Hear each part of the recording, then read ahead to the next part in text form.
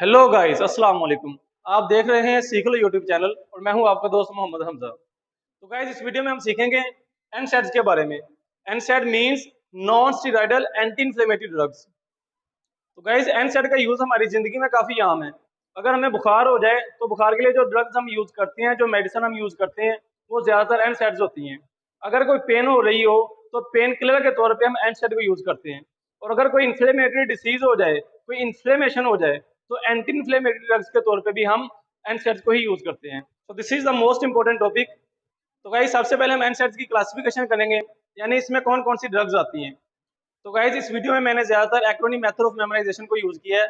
जैसे कि एनसैड खुद भी एक एक्रोनिम है, means non steroidal anti inflammatory drugs. तो ये चूंकि खुद भी एक एक्रोनिम है, तो इसलिए इसकी क्लासिफिकेशन, इसके क्लिनिकल यूजर्स एंड इसकी टॉक्सिसिटीज के लिए भी मैंने एक्रोनिम मेथड ऑफ मेमोराइजेशन को ही यूज किया है। तो अगर आप मजीद एक्रोनिम के बारे में जानना चाहते हैं तो आप मेरे यूट्यूब चैनल के ऊपर मेरी वीडियो देख सकते हैं एक्रोनिम के ऊपर, जिसका लिंक डिस्क्रिप्शन में मौजूद है। तो गाइज, अब हम एनसैड्स की क्लासिफिकेशन देखते हैं कि इनमें कौन कौन सी ड्रग्स आती हैं। तो गाइज, इसके लिए एक सिंपल सा निमोनिक है कि नेकीकर और डीपी लगा। पिछले दिनों में एक डीपी बड़ी मशहूर हुई थी मरियम नवाज की, उसने नेकी की और उसकी डीपी लगा दी, तो यही इसका निमोनिक है। अब ये नेकी में N for naproxen, A for aspirin, I for indomethacin, K for ketorolac and I for ibuprofen. And DP में D for diclofenac and P for piroxicam. अब गाइस, ये इतनी सारी ड्रग्स हैं, इसमें डिफरेंसेस क्या आते हैं? डिफरेंसेस आती हैं इनकी पेड के अंदर। जैसे कि पी फॉर पोटेंसी, मतलब कि इनकी पोटेंसी वेरी कर सकती है। And then A for analgesic effectiveness, मतलब कि इनकी एनाल्जेसिक इफेक्टिवनेस भी वेरी करेगी। जैसे कि किटोरोलैक की एनाल्जेसिक इफेक्टिवनेस सबसे ज्यादा होती है। And then I for anti inflammatory effectiveness. So anti inflammatory effectiveness भी सबकी वेरी करती है, और सबसे ज्यादा एंटी इन्फ्लेमेटरी इफेक्टिवनेस होती है इंडोमेथासिन की। And then D for duration of action. So duration of action भी वेरी कर सकता है, एंड सबसे ज्यादा ड्यूरेशन ऑफ एक्शन होता है पायरोक्सिकैम का, दैट इज 57 आवर्स। मतलब पायरोक्सिकैम की हाफ लाइफ 57 आवर्स है। तो गैस, ये एनसैड्स की क्लासिफिकेशन है। इसके लिए आपने सिंपल से एक निमोनिक याद रख लेना है, मरियम नवाज की डीपी वाला, कि नेकी कर और डीपी लगा। तो that is the classification of एनसैड्स।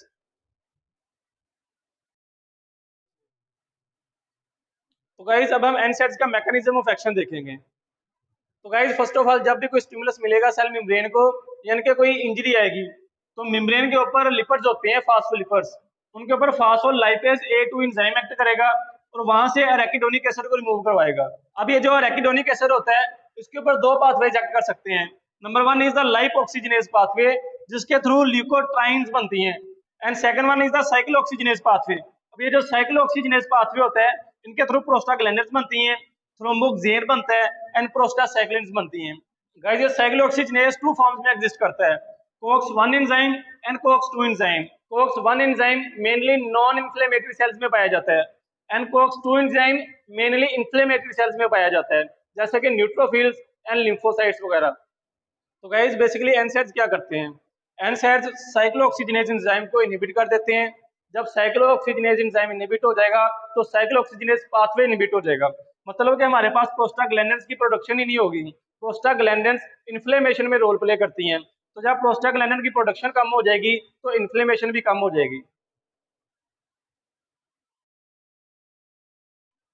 अब गाइस, यहाँ पे एस्प्रिन में और बाकी एनसैड्स में डिफरेंस है। एस्प्रिन साइक्लोऑक्सीजनेज एंजाइम को परमानेंटली, इरिवर्सिबली इनहिबिट करती है, जबकि बाकी जो एनसैड्स होते हैं वो साइक्लोऑक्सीजनेज एंजाइम को रिवर्सिबली इनहिबिट करते हैं। तो गाइज, अब हम एस्प्रिन को देखेंगे। पहली बात तो मैंने आपको बताया कि एस्प्रिन में और बाकी एनसैड्स में क्या डिफरेंस है, कि जो एस्प्रिन होती है ये इरिवर्सिबली इनहिबिट करती है साइक्लोऑक्सीजनेज एंजाइम को, जिसकी वजह से इसका जो इफेक्ट होता है वो लॉन्ग टर्म होता है। लॉन्ग टर्म किस बेस पे? वो इस वजह से कि जो एंजाइम होगा वो परमानेंटली ब्लॉक हो गया है। तो अब इसके एक्शन को रिवर्स करने का सिर्फ एक ही हल है, वो ये है कि वो जो एंजाइम है उसकी न्यू सिंथेसिस की जाए। सो ये एक मेजर डिफरेंस है एस्प्रिन में और बाकी जो एनसैड्स हैं उनमें। तो अब देख लेते हैं कि एस्प्रिन के यूजर्स क्या होते हैं। तो गाइज, एस्प्रिन को आप याद रखना है एसीपी से, कि कोई एसीपी है, आप एसीपी प्रद्युमन भी याद कर सकते हो, सीआईडी वाला, उसको भी आप इमेजिन कर सकते हो कि एसीपी जिसको भी मिलता है उसको पपी देता है। सो पपी से आपने याद रख लेना है, पपी इज अ निमोनिक, ये एक एक्रोनिम है। इसमें पी का मतलब है platelet, means anti platelet effect. And then A for analgesic, मतलब एनाल्जेसिक इफेक्ट। नेक्स्ट पी का मतलब pyretic means anti pyretic effect. And then I for inflammation means anti inflammatory effect. So guys ये चार इसके effects होते हैं। So guys सबसे पहले देखेंगे कि एस्पिरिन का एंटी प्लेटलेट इफेक्ट कैसे आता है। सो गाइस जो ब्लड में प्लेटलेट्स होती हैं, प्लेटलेट के अंदर एंजाइम होता है COX-1 एंजाइम, जो कि थ्रोम्बोक्सिन A2 की प्रोडक्शन करवाता है। थ्रोम्बोक्सिन A2 जो होता है ये प्लेटलेट्स की एग्रीगेशन करवाएगा और कोगुलेशन में रोल प्ले करेगा। जबकि जो हमारे पास एंडोथेलियल सेल्स होते हैं, एंडोथेलियल सेल्स के अंदर होता है COX-2 enzyme. COX-2 enzyme prostacyclin PGI2 की प्रोडक्शन में इन्वॉल्व होता है। ये जो PGI2 यानी कि प्रोस्टासाइक्लिन्स होती हैं, ये एंटी प्लेटलेट इफेक्ट रखती हैं। मतलब ये कि जो प्रोस्टासाइक्लिन्स होती हैं प्लेटलेट की एग्रीगेशन को नहीं होने देती, प्लेटलेट्स को आपस में मिलने नहीं देती, एग्रीगेट ही नहीं होने देती। जब प्लेटलेट एग्रीगेशन ही नहीं होगी तो कोगुलेशन भी नहीं होगी। तो गाइस एस्पिरिन क्या करती है, एस्पिरिन आके दोनों कॉक्स को ब्लॉक कर देती है। मतलब ये कि COX-1 को भी ब्लॉक कर देगी और COX-2 को भी ब्लॉक कर देगी। COX-1 प्लेटलेट्स में होता है। अब चूंकि प्लेटलेट्स में कोई न्यूक्लियस नहीं होता, these are the fragments of cells, तो चूंकि इनमें न्यूक्लियस नहीं होता है, इनमें DNA नहीं होता, तो एक बार जो एंजाइम ब्लॉक हो गया वो परमानेंटली ब्लॉक हो गया, वो खत्म हो जाएगा। जबकि जो एंडोथेलियल सेल्स होते हैं ये सेल्स हैं, इनके अंदर न्यूक्लियस होता है, न्यूक्लियस के अंदर DNA होता है। तो इसकी वजह से जब एक एंजाइम ब्लॉक हो जाएगा तो DNA की ट्रांसक्रिप्शन होगी, ट्रांसक्रिप्शन से ट्रांसलेशन होगी और new COX enzyme, new COX-2 enzyme produce हो जाएगा, जो कि अपना मैकेनिज्म ऑफ एक्शन परफॉर्म करेगा, अपना एक्शन परफॉर्म करेगा, मजीद प्रोस्टासाइक्लिन की प्रोडक्शन करवाएगा और प्रोस्टासाइक्लिन प्लेटलेट को आपस में एग्रीगेट नहीं होने देगी। सो दो काम हो गए, एक तो ये कि थ्रोम्बोक्सिन A2 की प्रोडक्शन ब्लॉक होगी, परमानेंटली ब्लॉक होगी प्लेटलेट्स में, जिसकी वजह से एग्रीगेटिंग जो फैक्टर था वो खत्म हो गया। और दूसरी बात, जो प्रोस्टासाइक्लिन है इसकी प्रोडक्शन तो कंटिन्यू रहेगी क्योंकि न्यू COX-2 एंजाइम सिंथेसाइज हो जाएगा। सो प्रोस्टासाइक्लिन जो होती है इनका भी एंटी प्लेटलेट इफेक्ट होता है। सो जो एस्पिरिन होती है इसका एंटी प्लेटलेट इफेक्ट इस तरह होता है। Second thing is the analgesic effect. तो गाइस एस्पिरिन का एनाल्जेसिक इफेक्ट कैसे होता है? एनाल्जेसिक इफेक्ट इस तरह से होता है क्योंकि ये प्रोस्टाग्लैंडिन की प्रोडक्शन को ब्लॉक करता है। अब ये प्रोस्टाग्लैंडिन करती क्या है पेन के रोल में? अगर हम देखा जाए कि इनका पेन में क्या रोल है, प्रोस्टाग्लैंडिन जो पेन रिसेप्टर्स होते हैं जिनको नर्व एंडिंग्स भी कहा जाता है, उनकी सेंसिटिविटी को इंक्रीज कर देंगी। सेंसिटिविटी इंक्रीज होने का मतलब ये है कि छोटा सा भी स्टिमुलस आएगा तो वो जल्दी से अपना रिस्पॉन्स प्रोड्यूस करवाएगा। जब सेंसिटिविटी इंक्रीज हो जाती है तो उसकी वजह से इफेक्ट आता है। लेकिन एस्पिरिन ने प्रोस्टाग्लैंडिन की प्रोडक्शन ब्लॉक कर दी, तो प्रोस्टाग्लैंडिन नहीं होगी तो सेंसिटिविटी डिक्रीज हो जाएगी। मतलब कि जो नर्व एंडिंग है अब वो डीट हो चुकी है, उसको जितना मर्जी स्टिमुलस दो, मतलब बहुत ज्यादा स्टिमुलस दोगे फिर ही उसका कुछ इफेक्ट आएगा, अदरवाइज कोई इफेक्ट नहीं आएगा। तो जिसकी वजह से एनाल्जेसिक इफेक्ट आता है, मतलब पेन को किल करने में ये इन्वॉल्व होती है। इसको पेन किलर के तौर पे भी इसलिए इस्तेमाल करते हैं। एंड देन आ जाता है एंटीपायरेटिक इफेक्ट। एंटीपायरेटिक का मतलब ये है कि ये बुखार में इस्तेमाल होती है, बुखार को खत्म करने के लिए इस्तेमाल होती है। तो ये किस तरह होती है कि जब भी कोई बैक्टीरिया बॉडी में एंटर होता है तो मैक्रोफेजेस उसको इंगल्फ करते हैं, उसकी फैगोसाइटोसिस करते हैं और साथ में फिर वो प्रोस्टाग्लैंडिन E2 की प्रोडक्शन करते हैं। CNS में प्रोस्टाग्लैंडिन E2 जो होती है ये जाके एंटीरियर हाइपोथैलेमस में जो थर्मोरेगुलेटरी सेंटर है उसको स्टिमुलेट करवाएगी, उसका सेट पॉइंट इंक्रीज हो जाएगा। फॉर एग्जांपल नॉर्मल जो था वो 37.6 डिग्री सेल्सियस था, तो इसने जाके 38 डिग्री सेल्सियस पे कर दिया, तो सेट पॉइंट इंक्रीज हो गया, जिसकी वजह से बॉडी का टेम्परेचर इंक्रीज हो जाएगा और बुखार हो जाएगा। तो ये बेसिकली हमारी बॉडी का एक प्रोटेक्टिव मैकेनिज्म होता है किसी भी बैक्टीरिया को किल करने के लिए।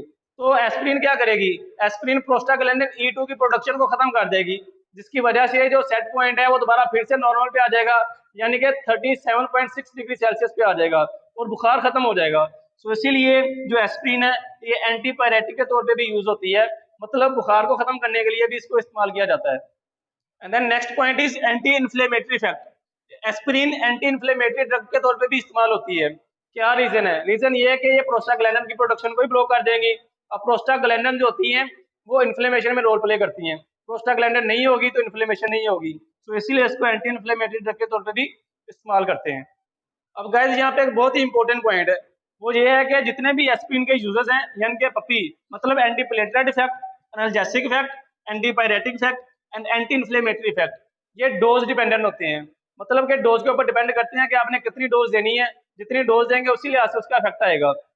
फॉर एग्जाम्पल अगर हम एंटी प्लेटलेट इफेक्ट हासिल करना चाहते हैं तो उसके लिए डोज होनी चाहिए less than 300 milligram per day.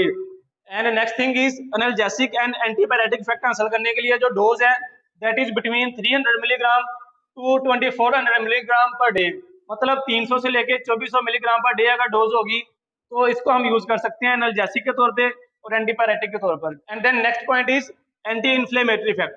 Guys अगर हम एस्पिरिन की वजह से एंटी इन्फ्लेमेटरी इफेक्ट हासिल करना चाहते हैं तो उसके लिए जो डोज है that is between 2400 to 4000 milligram per day. इसका मतलब कि 2400 से लेके 4000 मिलीग्राम पर डे डोज इस्तेमाल करनी पड़ेगी and this is the very high dose. अगर 4000 मिलीग्राम पर डे से थोड़ी सी भी ज्यादा हो जाएगी तो ये टॉक्सिक डोज कहलाएगी, उसकी वजह से फिर इसके साइड इफेक्ट्स आएंगे।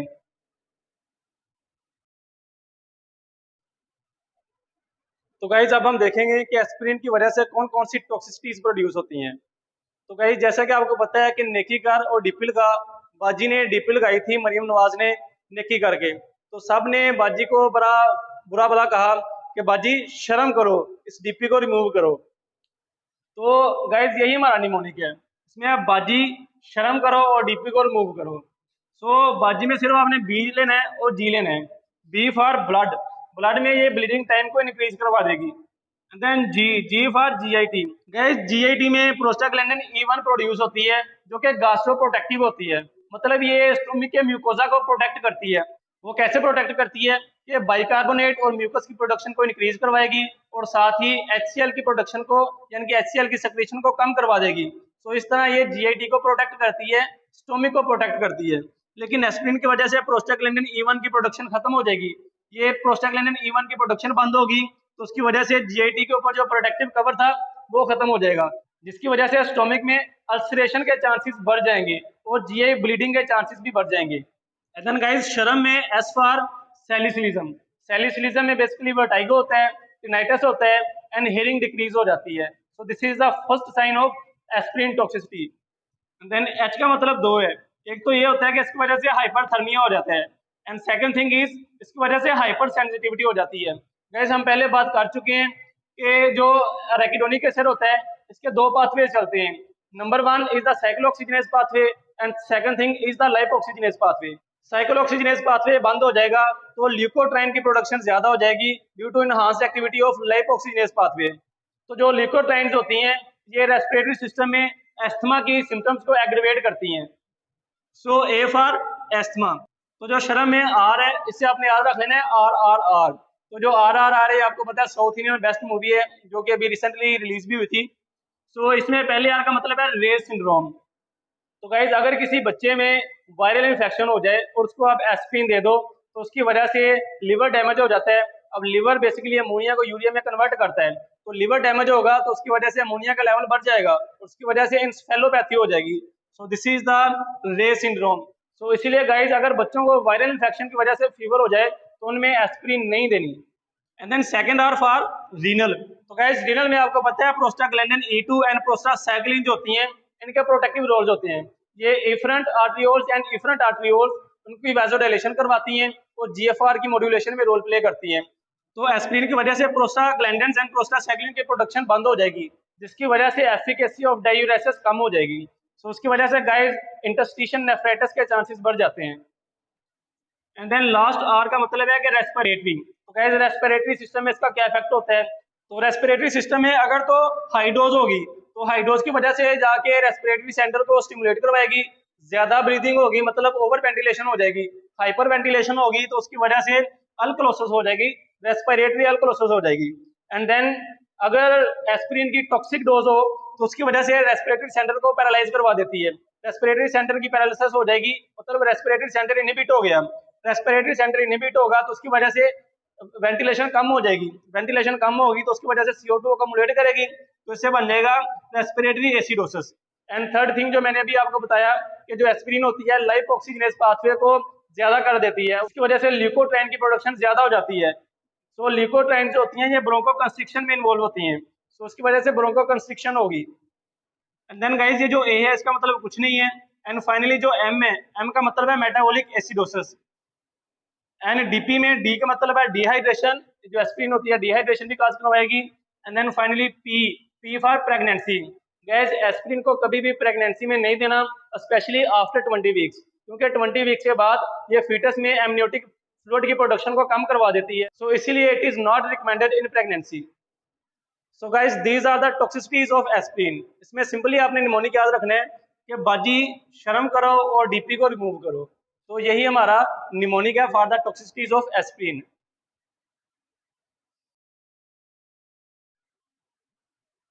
तो गाइस हमने एस्पिरिन के क्लिनिकल यूजेस एंड इसकी टॉक्सिसिटी देख ली है।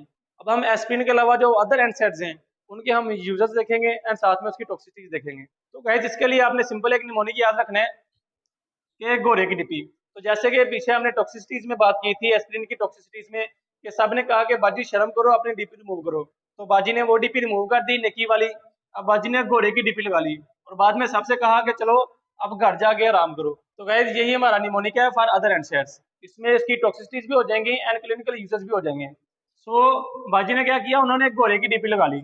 सो घोड़े में G for gout, H for headache, O for osteoarthritis, and then R for rheumatic fever. The next R means rheumatic, A for arthritis. So ये बनेगा rheumatic arthritis. And then D for dysmenorrhea and P for patent ductus arteriosus. So guys ये patent ductus arteriosus में भी use होती है in premature infants. So these are the clinical uses of other NSAIDs. मतलब कि aspirin के अलावा जो बाकी NSAIDs हैं ये उनके यूज हैं। So इसको गाइज हम गाउट में यूज करते हैं, हेडेक में यूज करते हैं, ऑस्टियोआर्थराइटिस में यूज करते हैं, रूमेटिक फीवर में यूज करते हैं, रूमेटॉइड आर्थराइटिस में यूज करते हैं, डिस्मेनोरिया में एंड पेटेंट डक्टस आर्टियोसिस में यूज करते हैं। तो गाइस इसमें एक बात याद रखनी है, जैसे मैंने आपको पहले बताया कि केटोरोलैक की एनाल्जेसिक इफेक्टिवनेस सबसे ज्यादा होती है। तो जहाँ पे हमें एनाल्जेसिक इफेक्टिवनेस चाहिए, एनाल्जेसिक यूज चाहिए, तो वहाँ पे हम केटोरोलैक यूज करेंगे। और मैंने आपको एक और बात बताई कि इंडोमेथासिन की एंटी इन्फ्लेमेटरी इफेक्टिवनेस सबसे ज्यादा होती है।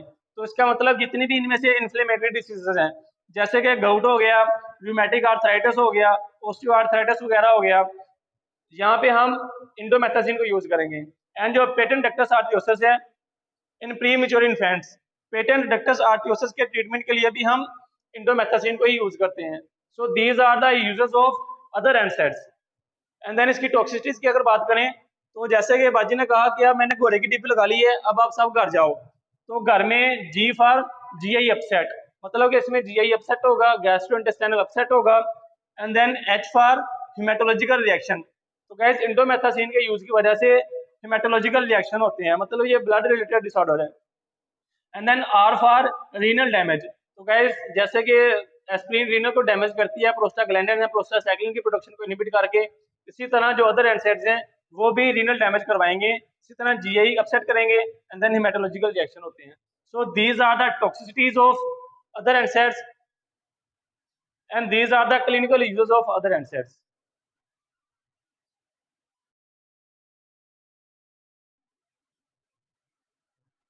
सो गाइज अब हम देखते हैं कि कोक्स-2 इनहिबिटर्स का क्या क्या रोल होते हैं, क्या क्या इनके यूजेस हैं, इनकी वजह से कौन कौन सी टॉक्सिसिटीज प्रोड्यूस होती हैं, हम किन वजूहात की बेस पे इनको हम यूज करते हैं। तो guys aspirin and other NSAIDs के यूज करने की एक मेजर साइड इफेक्ट ये था कि वो सारे के सारे जीआईटी को इफेक्ट करते हैं, जाके स्टोमिक को इफेक्ट करते हैं। क्यों? क्योंकि वो स्टोमिक में जाके प्रोस्टाग्लैंडिन E1 की प्रोडक्शन को ब्लॉक करते हैं, जो कि कोक्स-1 एंजाइम प्रोड्यूस करवाते हैं। तो चूंकि कोक्स-2 इनहिबिटर कोक्स-2 को ब्लॉक करते हैं, कोक्स-1 के ऊपर इनका कोई इफेक्ट नहीं होता, जिसकी वजह से प्रोस्टाग्लैंडिन E1 की प्रोडक्शन के ऊपर इसका कोई रोल नहीं होगा। मतलब कि प्रोडक्शन E1 की ब्लॉक नहीं होगी तो जीआईटी इससे सेफ रहेगी। तो पहला तो इसका ये इफेक्ट है, मतलब पहला इसका बेनिफिट ये है कि ये स्टोमिक को प्रोटेक्ट करती हैं, स्टोमिक के ऊपर इसका कोई खास इफेक्ट नहीं होता। और दूसरी बात, चूंकि प्लेटलेट्स के अंदर थ्रोम्बोक्सिन A2 होता है जो कि कोक्स-1 एंजाइम की वजह से प्रोड्यूस होता है, तो इसका मतलब कि ये कोक्स-1 को ब्लॉक नहीं करते, इसलिए इनका एंटी प्लेटलेट इफेक्ट भी नहीं होगा। सो दो वजूहात की बेस पे हम इनको यूज करते हैं, एक तो ये कि इसका लेस जीआईटी इफेक्ट होता है and then they have less anti platelet effect. So ये इनके दो फायदे हैं। अब देख लेते हैं कि इनकी वजह इनमें कौन कौन सी ड्रग्स आती हैं, इनके टॉक्सिक इफेक्ट्स क्या क्या होते हैं। तो गाइस इसके लिए आपने एक सिंपल सा निमोनिक याद रखना है कि वीसीआर देखो और मस्त हो जाओ। वीसीआर आपको पता है पहले जमाने में यूज होता था वीडियोस वगैरह देखने के लिए। सो वीसीआर में V for valdecoxib, C for celecoxib and R for rofecoxib. ये गाइस डिफरेंट ड्रग्स हैं जो कि कोक्स-2 इनहिबिटर के तौर पे यूज होती हैं। एंड देन देख लेते हैं इनकी वजह से कौन कौन से साइड इफेक्ट प्रोड्यूस होते हैं। उसमें मैंने आपको बताया कि मस्त है, मतलब वीसीआर देखो और मस्त हो जाओ। सो मस्त में एम आई का मतलब है myocardial infarction, S for stroke and T for thrombosis. तो गाइस इसमें आर्टेरियल थ्रोम्बोसिस के चांसेस इंक्रीज हो जाते हैं, मायोकार्डियल इन्फार्क्शन के चांस इंक्रीज हो जाते हैं एंड स्ट्रोक के चांसेस इंक्रीज हो जाते हैं। उसकी रीजन क्या है? रीजन ये है कि जो प्लेटलेट्स होती हैं उनमें COX-1 एंजाइम होता है जो थ्रोम्बोक्सिन A2 की प्रोडक्शन करवाता है। थ्रोम्बोक्सिन A2 दो काम करता है, तो ये वैसोकंस्ट्रिक्शन करवाता है और दूसरी बात ये प्लेटलेट एग्रीगेशन करवाता है। जबकि जो एंडोथेलियल सेल्स होते हैं उनमें COX-2 एंजाइम होता है जो प्रोस्टासाइक्लिन की प्रोडक्शन करवाता है। प्रोस्टासाइक्लिन भी दो काम करती है, नंबर 1 ये वैसोडाइलेशन करवाती है और दूसरी बात ये प्लेटलेट की एग्रीगेशन नहीं होने देती। तो गैस ये COX-2 करते क्या है? COX-2 इनहिबिटर जो होते हैं ये जाके COX-2 एंजाइम को ब्लॉक कर देते हैं। COX-2 ब्लॉक हो गया तो प्रोस्टासाइक्लिन की प्रोडक्शन बंद होगी। प्रोस्टासाइक्लिन की प्रोडक्शन बंद होगी तो जो प्रोस्टासाइक्लिन का एंटी इन्फ्लेमेटरी इफेक्ट था वो खत्म हो गया। लेकिन प्लेटलेट के अंदर चूंकि COX-1 एंजाइम है तो वो थ्रोम्बोक्सिन A2 की प्रोडक्शन करेगा जिसकी वजह से प्लेटलेट एग्रीगेशन ज्यादा हो जाएगी, कोगुलेशन के चांसेस ज्यादा होंगे, एग्रीगेशन ज्यादा होगी, उसकी वजह से थ्रोम्बोसिस के चांसेस भी बढ़ जाएंगे। सो COX-2 इनहिबिटर को यूज करने के साइड इफेक्ट्स क्या हो सकती हैं? ये थ्रोम्बोसिस के चांसेस इंक्रीज करवा देता है, स्ट्रोक के चांसेस इंक्रीज करवा देता है एंड मायोकार्डियल इन्फार्क्शन के चांसेस भी इंक्रीज करवा देता है। So this is all about COX-2 inhibitors.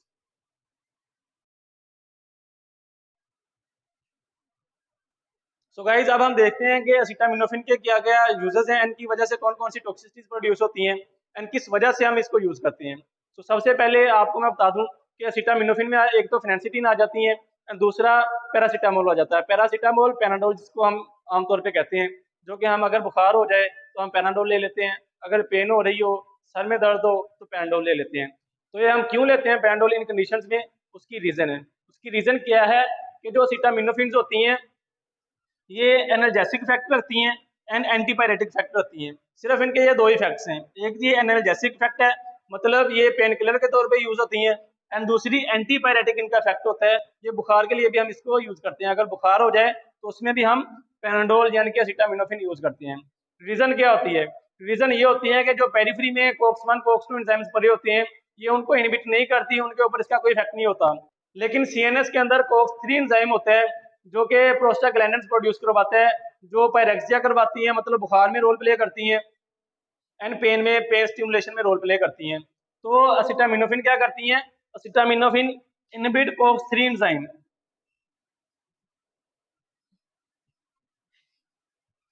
ये COX-3 एंजाइम को ब्लॉक करवाएगा CNS में जाके, इसका पेरिफेरी में कोई रोल नहीं है, ये सिर्फ CNS में जाके COX-3 एंजाइम को ब्लॉक करवाएगा जिसकी वजह से एनर्जेटिक इफेक्ट आएगा एंड एंटीपायरेटिक इफेक्ट आएगा।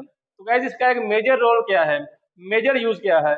मेजर यूज इसका ये है कि अगर जैसे हमने एस्पिरिन का देखा कि अगर कोई बच्चे को वायरल इन्फेक्शन की वजह से बुखार हो जाए तो उसमें अगर हम एस्पिरिन यूज करते हैं बुखार को खत्म करने के लिए तो उसमें रेस सिंड्रोम काज करवाती है, मतलब कि बच्चे का लिवर डैमेज हो सकते हैं और साथ में इंसेफेलोपैथी भी हो सकती है। तो उस केस में बच्चों के लिए हम एंटीपायरेटिक रोल के लिए मतलब अगर बच्चों को कोई वायरल इन्फेक्शन की वजह से बुखार हो जाता है तो उसमें हम बुखार को ट्रीट करने के लिए एसिटामिनोफेन यानी कि पैनाडोल दे सकते हैं। सो this is the most important use of acetaminophen and Panadol. तो गाइज अब हम देखते हैं कि एसिटामिनोफेन की वजह से क्या क्या टॉक्सिसिटीज प्रोड्यूस होती हैं। तो गाइज एसिटामिनोफेन की जो मेटाबॉलिज्म होती है वो लिवर में होती है। लिवर के अंदर साइटोक्रोम P450 एंजाइम होता है जो कि एसिटामिनोफेन को रिएक्टिव मेटाबोलाइट्स में कन्वर्ट करवाता है। This is the phase 1 reaction. अब ये जो रिएक्टिव मेटाबोलाइट्स होते हैं नॉर्मली ये बॉडी से एलिमिनेट हो जाती हैं, इनका फेज 2 रिएक्शन होता है, एसीटेट और ग्लूकोनाइड के साथ ये बाइंड करती हैं और ये एलिमिनेट हो जाते हैं बॉडी से। लेकिन अगर एसिटामिनोफेन की ओवरडोज हो जाए, अगर इसको बहुत ज्यादा क्वांटिटी में ले लिया जाए तो उसकी वजह से क्या होगा कि रिएक्टिव मेटाबोलाइट्स बहुत ज्यादा प्रोड्यूस होंगे, उसकी वजह से टॉक्सिक फैट ये होगा कि ये लिवर को डैमेज करवाएगी। तो उसके लिए फिर हल क्या है, उसके एंटीडोट क्या है? एंटीडोट के तौर पे हम एसिटाइल सिस्टीन यूज करते हैं। Acetyl cysteine sulfhydryl group provide करती है इन मेटाबोलाइट्स को और इनकी एलिमिनेशन में रोल प्ले करती है, इनको एलिमिनेट करवा देती है। तो अगर एसिटामिनोफेन की ओवरडोज हो जाए तो उसके लिए एंटीडोट क्या होता है? एंटीडोट होता है उसके लिए एसिटाइल सिस्टीन जो सेल्फ हाइड्रोल ग्रुप प्रोवाइड करेगी और जो मेटाबोलाइट्स होंगे उनकी एलिमिनेशन करवा देगी। सो this is all about acetaminophen.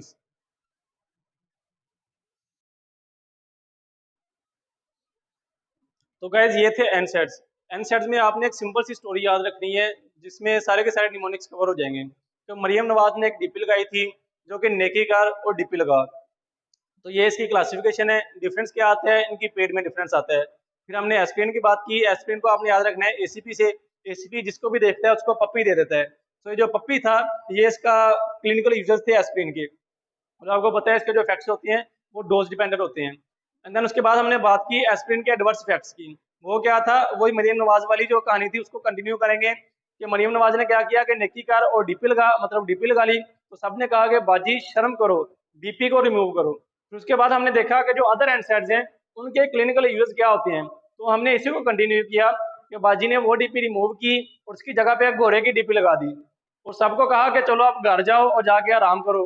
तो सब लोग घर गए, घर जाके उन्होंने वीसीआर देखा और सब मस्त हो गए। तो ये जो वीसीआर देख के सब मस्त हो गए थे, ये कॉक्स-2 इनहिबिटर्स के इफेक्ट्स हैं, उनकी वजह से जो टॉक्सिसिटीज होती हैं वो हमारे पास आ जाती हैं मस्त में। सो गाइज आपने जस्ट ये एक स्टोरी याद रख लेनी है जिसमें सारे के सारे निमोनिक्स आ जाते हैं। मरियम नवाज ने डीपी लगाई, मतलब नेकी कार और डीपी लगा, सबने कहा कि बाजी शर्म करो, डीपी को रिमूव करो। बाजी ने डीपी रिमूव की और घोड़े की डीपी लगा दी। सबको कहा कि जाओ घर जाओ जाके आराम करो। सब लोग घर गए, जाके वीसीआर देखे मस्त हो गए। तो गाइस उम्मीद है कि ये वीडियो आपको अच्छी लगी होगी। वीडियो को लाइक करें, अपने दोस्त अहबाब के साथ शेयर करें और हमारे चैनल को सब्सक्राइब करें। मिलते हैं अगली वीडियो में, तब तक के लिए keep learning and Allah Hafiz.